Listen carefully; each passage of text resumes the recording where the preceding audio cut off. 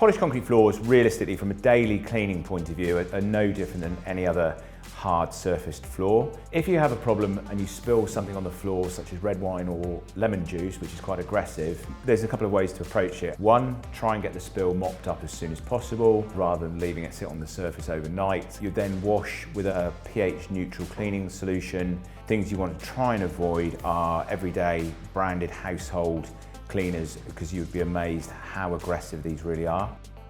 If you have any problems with your floor, you can always come back to our dedicated aftercare team. If we were sent some photographs, we can make an assessment online. Alternatively, we can send one of our specialists out to have a look at the stain. We would come back, we would strip the polish, strip the sealer, get back to the bare concrete. We've got various materials that can suck stains out of the floor. And then we've got various repair methods, either to colour that damage in, or alternatively, it would just be a case of a simple reseal and polish, and you're back to square one.